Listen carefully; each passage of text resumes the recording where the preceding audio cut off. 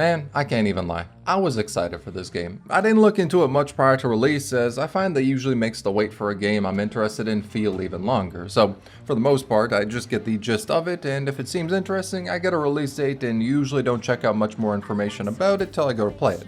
Not to say I quarantine myself from information, because that seems a bit much, but I won't exactly seek it out bar some games that are the exceptions. And the premise that I heard over and over for Neverness To Everness was a gacha game that is anime GTA. And honestly, that alone had me interested, because it's different. The hell you mean a gacha is gonna try to be like GTA with a shit ton of anime characters? Alright, sounds cool enough. Game's free, I'll give it a try. And in my time of playing it, if I'm being honest, it felt like a soulless amalgamation of ideas pulled from other games with no thought being put towards how those ideas function together or if they even work together. And yeah, that's a pretty harsh outlook, I won't lie. But the thing is, I don't even think the game is godforsakenly awful. I just feel like, if I'm being objective about it, that is the most accurate description I can give, so I ain't gonna sugarcoat it. I feel like in the past, I've been a lot more kind in my reviews of games. I focus a lot more on the positive aspects in my reviews because I didn't want to feel like I was bashing the game. However, this led to me looking back at some reviews and thinking, yep, should have just said everything that was on my mind, because Lord knows I was way too kind to Duet Night Abyss, for example. Granted, not a singular soul could have foresaw just how ass that shit was gonna get, but I tried to mainly focus on the aspects I thought were good, or at least give a bigger spotlight to that instead of how big the spotlight should have been on the negative aspects. And in turn, it led to a review that, when I look back on it, I don't think is as accurate as it could have been. Which is why for this review, I'm just gonna give up my opinion how it is. So I'm gonna say, if you're the type to get mad at people on the internet not liking your favorite game, just click off this video. You click off to go watch one glazing it, or I don't know, actually just play it or something. Getting mad at me ain't gonna do much for you, so just spend your time better. And most importantly, me not liking it shouldn't affect your enjoyment of it. If you really like it, that's all that matters. Enjoy your time playing it. I want to accurately review the game from how I feel about it, though I don't want to stop people from playing something they enjoy. But me personally, I didn't enjoy my time with it. The game started off with some promise. The beginning cutscene was visually really well done. The way they mixed 2D art onto the 3D environment was really impressive. Then later on, the prologue of you dealing with an anomaly had great atmosphere. I wouldn't say it was really scary, but it did a good job at giving the atmosphere of a horror game, which is impressive to do when your game is made of bright anime graphics. Now, those two things were, when I saw them, big strengths for the game. However, they really just fell flat later on. Like the horror atmosphere they had, that shit dissipated in the main story, quickly. Literally, the next chapter afterwards feels like something ripped out of a slice of life anime.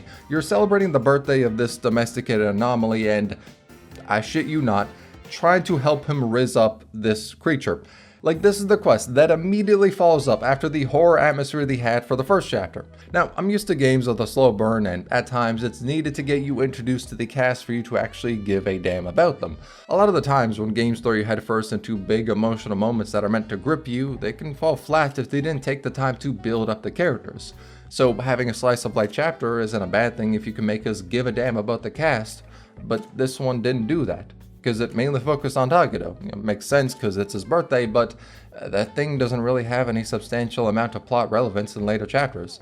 The two chapters afterwards mainly focus on characters that appear in those chapters. So what the hell was a slice of life meant to be? It didn't make me care about any of the characters, it broke the pacing and immediately just iced me out of something that seemed interesting. Why wasn't this a side quest?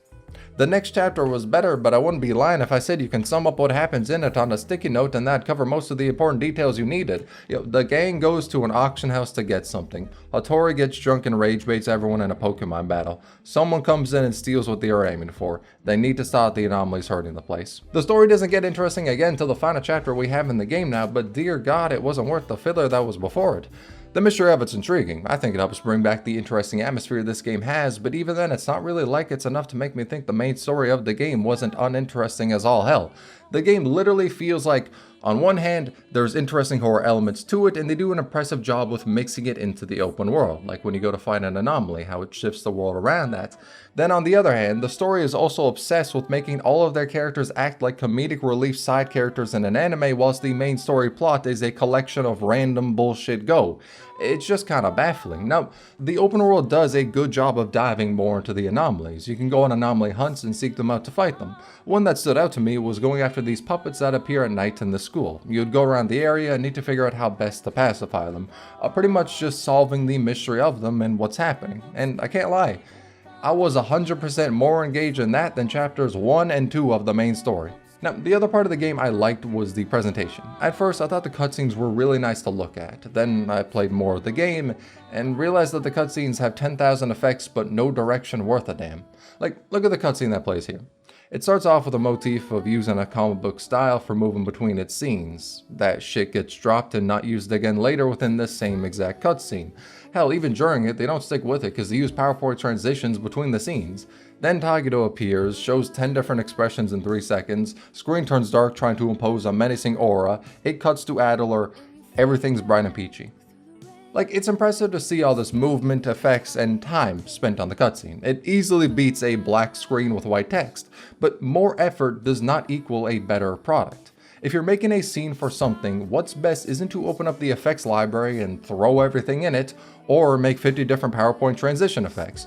What's best is to recognize what you're trying to convey in a scene and doing that. For example, look at this joke. It falls flat because it decides to play an unnecessary sound effect after the click. Well, let's try to see if there's a reaction with the container.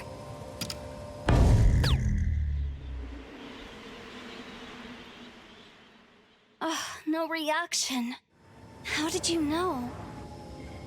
If that wasn't there, it would work much better. Mint's energetic, click, give it a bit of time, wind noise plays out, hold that scene for a bit longer. Less is done, but it actually makes the joke work. Well, let's try to see if there's a reaction with the container.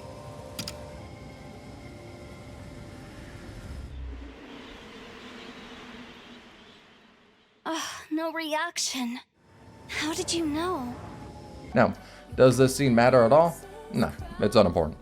But it's just an example to show that throwing everything at the board doesn't mean you're guaranteed a good result. Intention and effort will always beat out blind effort, which is what a lot of the cutscenes feel like at first. Now, it does taper off, later ones are not as spammy in what they try to do.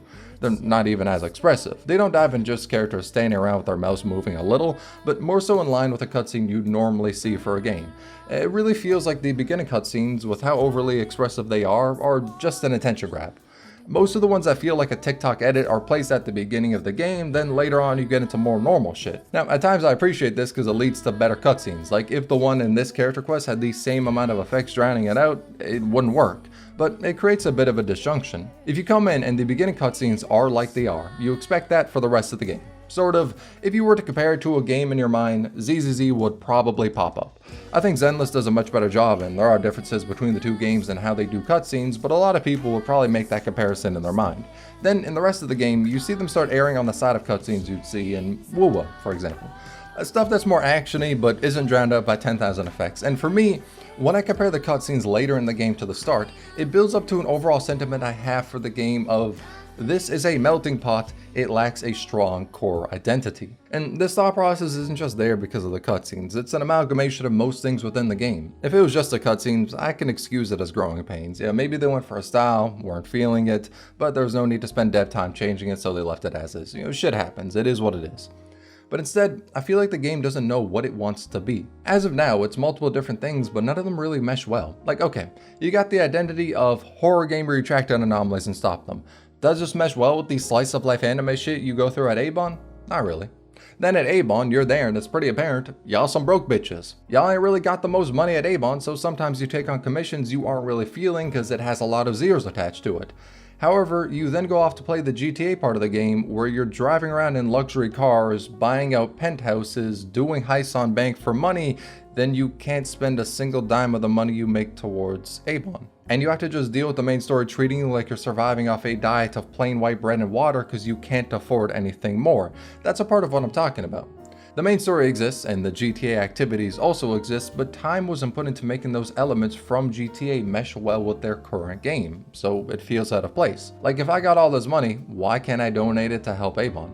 Is it because it'd be too hard to implement within the story, or is it because the devs thought of a main story, thought of content to add to their game, then decided to just copy GTA and market themselves as anime GTA? And also, the side content isn't even that enjoyable as of now. Like, what the fuck do we got? Two of them you drive around shit in the world. One of them is an incredibly boring extraction mode, fishing, cooking mama, bare bones rhythm minigame, Tetris with input delay, and mahjong. The only minigame I found enjoyable was racing. That's it. The driving ones aside from racing are just boring. The heist is a shit game mode. Why would I willingly play owner selection or fishing? Why play super sound over any free rhythm game? Same with Tetris, and kinda the same with Little Sparrows. Why play that over Mahjong Soul or Ricci City? Especially considering how basic the Mahjong is in this game. Now, of course, the reason to play these things in the game is to spend city stamina to get money. However, if the grind in your game orients around a collection of minigames that are boring as hell to play, why would I want to grind in your game? That's all it is. I heard people say the game has so much content, but the content is just minigame slop. And the minigames aren't interesting, they're just basic shit thrown into the game. And the basic shit doesn't even have sauce. Yo, holy fuck, yo, compare the rhythm game in this to something you'd see in the Yakuza games.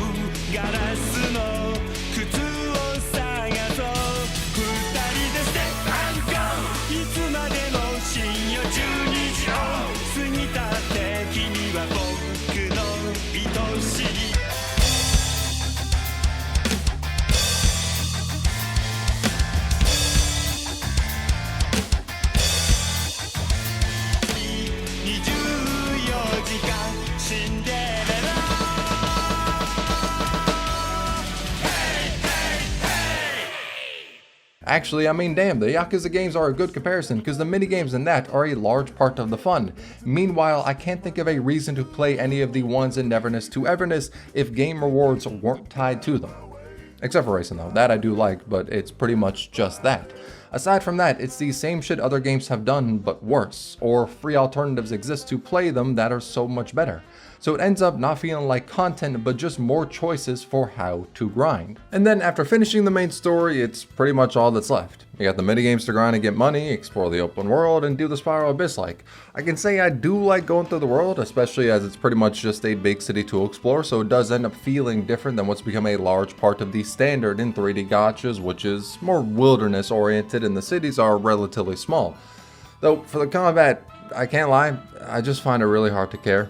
There was never a point I felt interested in the combat and wanted to dive into the systems behind it. Like, imagine the gameplay of a 3D open world gacha. You have imagined the gameplay of Neverness To Everness.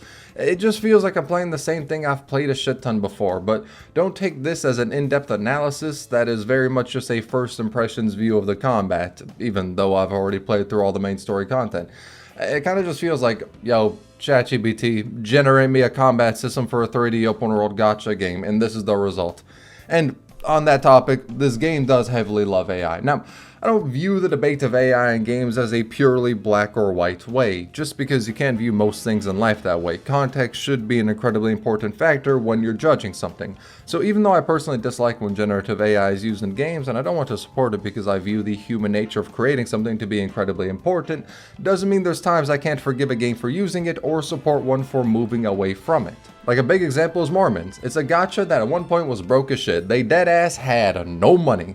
So they decided to use ChatGPT for the translation to other languages, and long story short, they were eventually fortunate enough to get the money they needed to stay afloat and for the game to thrive. And when they got that money, they hired a team of human translators for the translation of the game, replacing the one done by AI.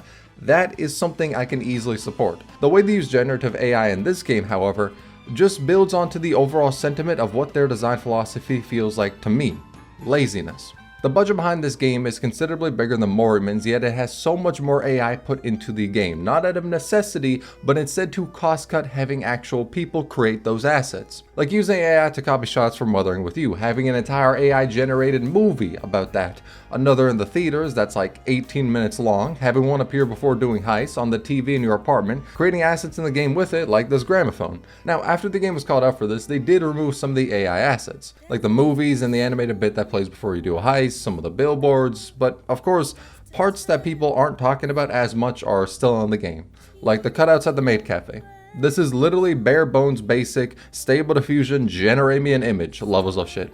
Like, motherfuckers on Twitter are generating AI images that do a better job of hiding that they're AI. How do y'all got this generic shit in the game? So do I think they're genuinely remorseful about using AI and they care about the feedback? Nah. If so, shit people didn't complain about that was still AI would have been changed. Instead, it's obvious that AI was used to cut corners. And I heard people rephrase it like, oh yo, it was so they could get to the funner parts of making a game quicker, yeah, that's why they used AI. Nah. The suits told them they wanted the game out quickly, so they had them use AI to make parts of the game. Having all aspects in the game made by humans was not an important factor to them, so instead of hiring more people, they took the lazy way, generating a ton of stuff that they thought they could get away with. Now, some people said aspects in the game that were AI generated then replaced were just replaced by more AI, like the soda can on the billboard. But I can't lie, for something bare bones like this, it's hard to say 100% if it's AI generated. Whenever it comes to characters, it's easy as hell to tell, but this one, there's a lot of leeway. But would I be surprised if it's AI? Nah, because it just feels par for the course of how lazy the design in this game is. So much of the game is just copying what other games have done and not innovating on those ideas at all or barely.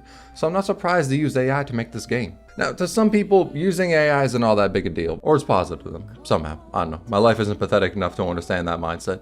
But to me, when I look at the state the game is in, I'm not surprised at all. The idea of anime GTA is nice, but like Duet Night Abyss, when you are copying a game that is already out, you need to actually expand on the ideas you are copying. Games themselves are built upon taking what another did and doing it better. So when your game revolves around taking an idea a game has already done or perfected, and all you have to show for your version is a watered down replica of it, why should I waste my time playing the game? Like I heard people say, aside from the AI, this game is generational. Well, let me speak as someone who has actually played this game. Aside from the AI, you have a soulless Yakuza or GTA game. But honestly, calling the entirety of it soulless is not the most accurate. I'd say the portions they copied without improvement feel soulless. Like the wanted system is a good example. In GTA, you can point a gun at someone and their reaction would be different, or you can rob a store to get money. That's stuff that's interesting to do in the game that will increase your wanted level because it's illegal. In this game, if you do a combo on an NPC, the response isn't interesting. At first they're a bit scared, then they try to fight back, though they just stand there pretty much as you beat their ass. Then they run off and you get their wallet. That's it. So it's not interesting. There's no benefit to increasing your wanted level aside from the hell of it, or if there's some car you want to steal. It was just soullessly copied over because the game they were using had it. Like, dear God, you can't even attack in stores. But if the police catch you, you get sent to prison, where you gotta wait out your days in prison, be a good inmate, or pay a fine to get out of prison early. And that is actually interesting. They added more to the system.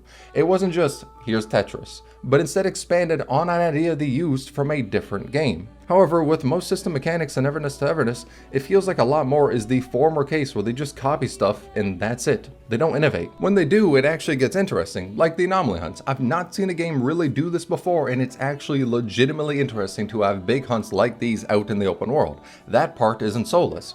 Yet it makes up a small portion of the open world aspect compared to everything else that feels soullessly copied. It's apparent that the game can be good when it tries, like the hunts, the art direction in the beginning cutscene of the game, chapter 3, but so many times they cut corners resulting in the good aspects being mired down or the aspect which, on their own could be passable, being seen as much worse. Like, it's hard to say the main story is good because it had an alright prologue and third chapter when everything else was middling or outright bad. Or to respect the art direction knowing how much is lazily AI generated. And the thing with it being AI gen and how that hurts the art style isn't so much the straight line of thinking AI bad, therefore using it bad and hurts game, but more so the idea of, if you are making a world within a game, to really make it feel alive, it's best to make it so every aspect in the game feeds into the overall world. So while Neverness to Everness has its movies and ads in the game AI generated slop that really doesn't feed into the actual world, you then got games like Cyberpunk, where you can look at the ads and billboards and they're all coherent. They change with your actions in the world. They were made with human intention based on the game to make the world in it feel more alive. Where Neverness to Everness has this replaced by a prompt given to a machine. That's the difference. Even when we take out ethical questions about AI use and all that, it's just worse than human creativity and intent, which is easily seen as lacking with Neverness to Everness because they use AI to just copy an anime movie. It's shit like this that makes a game feel poorly made or rushed. Filler main story chapters, cutting corners by AI generating stuff, lack of coherency within its game mechanics, a sizable amount of content being copied from other games that make me just not care about this game. Is it a horrible game? No, I wouldn't say so. I've played horrible games. This isn't that. But is it really forgettable for me? 100%. There's not really something all that big that this game has done that is overly memorable to me. Like, it's done good shit, but my reaction to it is, oh, that's nice, instead of, yo, this is legendary to see in a game. Like, okay, think about some of the best games you've played. Think about core things they've done which made you fall in love with them or that stuck with you. To me, this game doesn't have anything like that.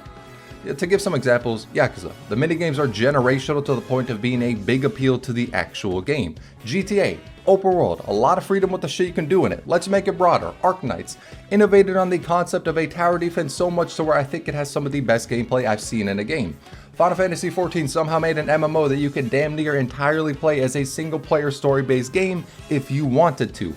The Trail series made a series of games all set within the same world, like about 13 games, all adding to the world building of that series. Final Fantasy VII popularized story in games being actually good and having games kill off members in the main cast. Deadlock made the MOBA genre work as a movement shooter. Elden Ring showed a Soulsborne can be made into an open world and greatly benefit from that. Genshin Impact, legendary 3D animated porn. It's shit like this that you can look at what really good games have done and these stay in your memory. They've done shit that sticks with you. There is not anything notable Neverness To Everness has done that will stick with me when I uninstall the game. Like, it has done stuff that is different. It being anime GTA is well enough in that category, but it doesn't do anything well enough for that to stick with me. Does that mean it has done everything bad? No. It just means I view it as a 5 out of 10 that is a melting pot of what so many better games have done. Now, to be fair, it is a live service, so judging it like it's an entirely finished game isn't accurate. It's entirely possible that this game could get better later on, maybe like a 2.0 or something could add a lot more to it. So this is only a judgment of how it is in 1.0. And that judgment is, I'm not impressed. At all. There's shit to enjoy, there's aspects I like, but overall, it's not something that has kept me interested. If you enjoy it, that's a good thing. It's nice to have more stuff to enjoy, but in my time of playing it, it just felt forgettable to me. Just another 3D open world gacha thrown out there that I'll forget about in a bit. I hope the game improves, I hope it gets a stronger sense of direction, but as of now, I just don't really care about it. If it was deleted from existence tomorrow, I would not care in the slightest. I don't hate it, I don't like it, I just feel indifferent towards it, which is probably the worst thing a game can make you feel.